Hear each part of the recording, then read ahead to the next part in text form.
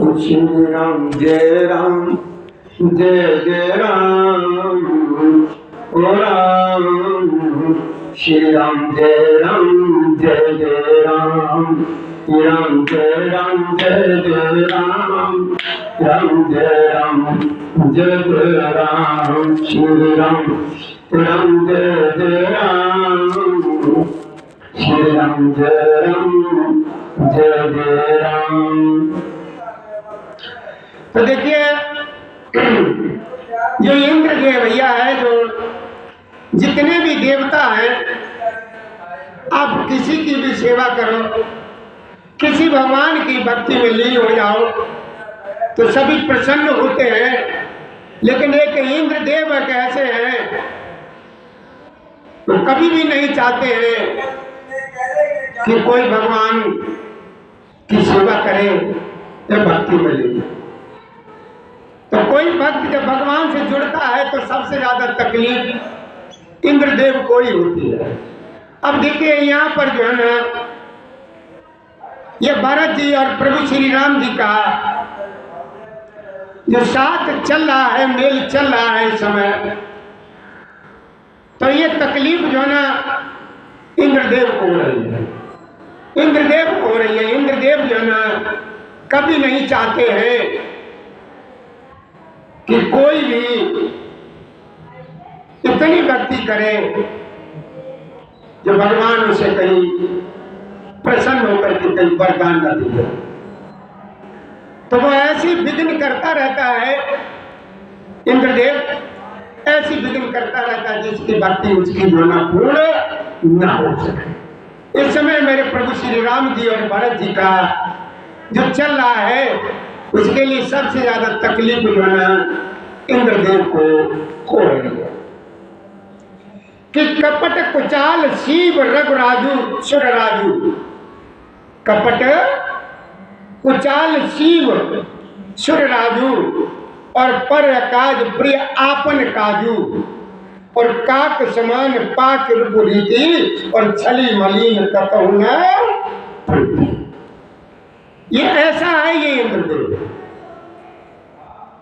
तो बाबा भोलेनाथ मैया पार्वती को स्मरण कराते हैं, कहते हैं कि देखो माँ, इंद्र की आदत देखिए। इंद्र आज कैसी आदत का है कि देवराज इंद्र कपट और कुचाली की सीमा है, उसे पराई हानि और अपना लाभ ही अच्छा लगता है, श्रेष्ठ लगता है, प्रिय लगता है। इंद्र की रीत जो है ना एक कौवे के समान है। वह छली और मलिन मन है उसका, कहीं किसी का और किसी पर विश्वास नहीं। तो सरस्वती जी से इसने बहुत विनय की कि किसी भी तरीके से भरत जी और प्रभु श्री राम का मेल न हो पाए, मिलन न हो पाए और भरत जी लौट आए। तो देखिए चौपाई में क्या लिखा है बाबा तुलसीदास जी ने कि प्रथम कुमत कर कपटू संकेला और सो चाट सबके सिर मेला। सुरमाया सब लोग विमोए और राम प्रेम अतिशय बिछोए। तो भोलेनाथ समझाते मैया को, मैया पार्वती को भोलेनाथ समझाते हैं, कहते कुमार इंद्रदेव जो है ना बहुत ही कुचाली है और कभी भी नहीं चाहता है कि भगवान किसी भक्त के उसमें पढ़ करके उसे कहीं कोई वरदान न दे दे। कि प्रथम कुमत कर कपटु सकेला और सो चाट सबके सिर मेला और सुर माया सब लोग मोहे और राम प्रेम अतिशय ना बुझे। तो भोलेनाथ मैया को समझाते कहते कि देखो माँ, पहले तो कुमत का मतलब बुरा विचार, पहले तो बुरा विचार करके कपट को बटोरा मतलब सबको चारों तरफ से इकट्ठा किया और अनेक प्रकार के कपट का साज बनाया, साज तैयार किया। फिर वह कपट जनित उच्चाट सबके सिर पर डाल दिया। फिर देवताओं से सब लोगों को अर्थात उनका श्री राम जी के प्रति प्रेम कुछ तो अलग करने के लिए सबसे प्रेम जो है ना भगवान का है वो अलग करने के लिए पूरी कोशिश कर रहा है। तो उसने क्या किया, फिर देव माया से सब लोगों को विशेष रूप से मोहित कर दिया और किंतु प्रभु श्री रामचंद्र जी के प्रेम से उनका अत्यंत विछोह नहीं हुआ, अर्थात उनका श्री राम जी के प्रति प्रेम कुछ तो बढ़ा दिया। लेकिन उसने जो है ना भरपूर ताकत लगा दी, भरपूर ताकत लगा दी। कहीं मेरे प्रभु श्री राम जी जो है ना इनको जो है ना कोई वरदान न दे, कहीं ऐसा न हो इनके समझाने से प्रभु श्री राम वापस चले जाए। वायु चाट पच मन थिर नाही और क्षण मन रुचि क्षण सदन स्वाही दुविध मनोगति प्रजा दुखाई और सरत सिंह संगम जनो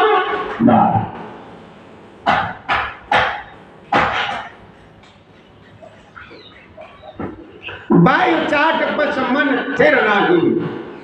बड़े ध्यान से सुनो, हम बहुत धीरे धीरे समझाएंगे आपको, इसलिए कोई भैया ये ना कह सके तो मेरी समझ में। वायु चाट पच मन थिर, भोलेनाथ मैया पार्वती को समझाते कहते कि देखो माँ करनी देखो उसकी, वायु और चाट के बस किसी का मन स्थिर नहीं है। जितनी भी वहां पर जनता है किसी का मन स्थिर नहीं है। क्षण में उनकी वन में रहने की इच्छा होती है और क्षण में उन्हें घर अच्छे लगने लगते हैं। मन की इस प्रकार की दुविधा थी, दुविधामयी स्थिति से प्रजा दुखी हो रही है। मानो नदी और समुद्र के संगम का जल शुद्ध हो रहा है, जैसे नदी और समुद्र के संगम का जल स्थिर नहीं रहता है, कभी उधर जाता है और कभी इधर आता है। उसी प्रकार की दशा प्रजा के मन की। ये सब इंद्रदेव की करामात है। कभी जनता जो है ना वहां पर जो मौजूद है वो ये कहने लगती है, मन में आना लगता है विचार कि यहीं पर और रह लें 2-4 दिन। कभी जो है ना उन सभी लोगों को अपने घर की, अपने परिवार की, अपने सब की याद आने लगती है कि उचित। फिर क्या कहते हैं कि दुचित कतहु परितोष न लही और एक एक सन मरम न कही और लक ही हंस कह कृपा निदानो सरस शान मद बाव जवानो। देखिए बाबा तुलसीदास जी ने जो चौपाई लिखी है बड़े ध्यान से इसको करिए, ध्यान देने लायक है कि दुचित कतहु परितोष न लही और एक एक सन मरम न कही लकही हंस के कृपा निदानो हरि सरस स्वान मदवान भुवानो। स्वान किसे कहते हैं? स्वान कहते हैं कुत्ते को। चित्त दो तरफा खो जाने से, दो तरफा यानी इधर भी है उधर भी है, मतलब चित्त जो है ना स्थिर नहीं है। चित्त दो तरफा हो जाने से वे कहीं संतोष नहीं पाते हैं और दूसरे से अपना मन भी नहीं कहते हैं मेरे प्रभु श्री राम यानी कृपा निदान। ये दशा देख करके हृदय में हंस कर कहने लगे कि कुत्ता, इंद्र और नवयुवक कामी पुरुष एक तरीके, एक ही स्वभाव के हैं, या परिणीय व्याकरण के अनुसार शवन, युवन और मधुवन शब्दों के रूप भी एक तरीके होते हैं। ध्यान दीजिए, कितना बढ़िया मेरे प्रभु श्री राम ने स्वयं अपने मुंह से कहा, अपने मुंह से कहा। क्या कहा? ये जनता की दशा देख करके मेरे कृपा निदान प्रभु श्री राम जी सबको देख करके अपने हृदय में हंस करके कहने लगे कि कुत्ता, इंद्र और नवयुवक एक शरीके, यानी एक ही स्वभाव के हैं। पाणिनीय व्याकरण के अनुसार स्वनु, युगनु और मधुवन ये शब्दों के रूप भी एक शरीके हैं। कि भरत जनक मुनि जन सचिव साधु सचेत बिहाय, और लाग देव माया सभे यथा योग जनो। तो बाबा ने क्या लिखा दोहे में कि भरत जनक मुनि जन सचिव साधु सचेत बिहाय, रामा साधु सचेत बिहाय, लागी देव माया सभे यथा जोग जनु पाय। भोलेनाथ मैया पार्वती को समझाते हैं, कहते कि देखो माँ, भरत जी, जनक जी, मुनिजन, मंत्री और ज्ञानी साधु संतों को छोड़कर अन्य सभी पर जिस मनुष्य को जिस योग्य, जिस प्रकृति और जिस स्थिति का पाया, उस पर वैसे ही देव माया लग गई। मतलब जो जिसका जहां पर मन लगा हुआ था, तो उस इंसान को उसी प्रकार की माया जो है लग गई, यानी असर कर गई। कि कृपा सिंधु लख लोग दुखारे, और निज सनेह असुर पत छलवारे, सभा राव गुरु महेश्वर मंत्री, और भरत भगत सबके मत जनते।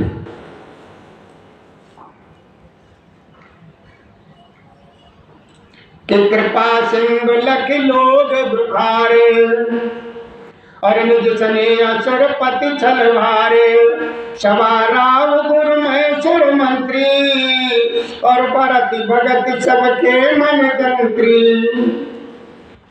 यानी कृपा चंद प्रभु श्री राम जी ने लोगों को अपने स्नेह और देवराज इंद्र के भारी छल से दुखी देखा।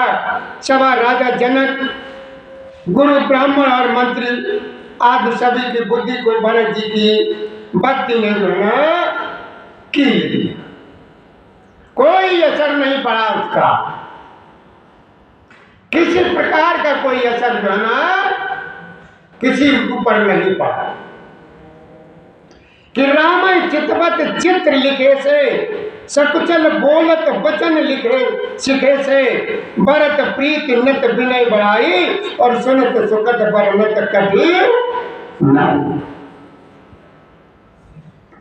कि राम चितवत चित्र लिखे से, अब सभी लोग जो है ना, सब लोग चित्र लिखे से मेरे राम की तरफ देख रहे हैं, वैसे चाहते हुए, सिखाए हुए से वचन बोलते हैं। भरत जी की प्रीति, नम्रता, विनय और बड़ाई सुनने में सुख देने वाली है, पर उसके वर्णन करने में कठिनता है। कि जासु बिलो के भगत लब लेसु, प्रेम मगन मुनि गण मितलेसु, महिमा दास कहे कि तुलसी, और भगत शिवाय सुमत ही हुलसी। ये हुलसी कौन है? हुलसी जो ना, ये तुलसीदास जी की माँ है।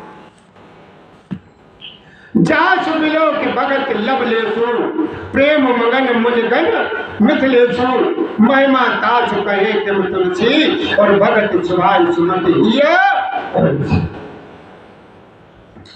तो भोलेनाथ मैया पार्वती को समझाते हैं कि देखो माँ, जिनकी भक्ति का लवलेश देख करके मुनिगण और मिथिलेश्वर जनक जी प्रेम में मगन हो गए, उन भरत जी की महिमा तुलसीदास कैसे कह सकते हैं। उनकी भक्ति और सुंदर बात से कवि के हृदय में सुबुद्धि यानी उलझी रही है और विकसित हो उलझ रही है, यानी विकसित हो रही है। आप छोट महिमा बढ़ जानी, कब कुल कान मान सक जानी, और कहे न सकत गुण रुच अधिकाई, और मतगत बाल वचन की।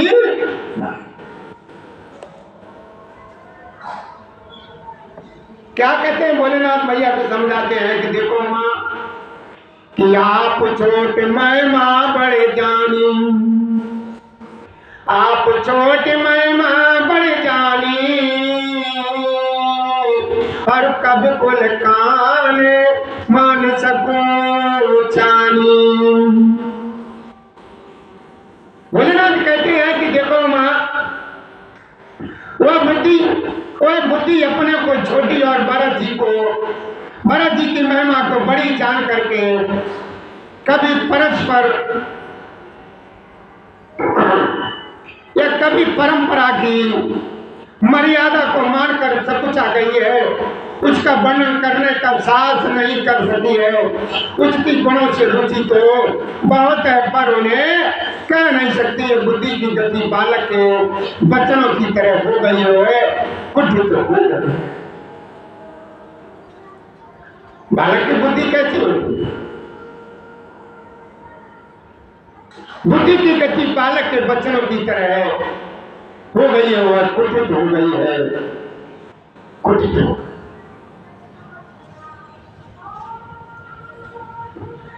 अब देखिए बाबा तुलसीदास जी ने दोहे में लिखा है, बड़े ध्यान से सुनेंगे, कि भरत विमल जसु विमल विदु, सुमिति चकोर कुमार, राम सुमिति चकोर कुमार, उदित विमल जन नवो एक टक रही।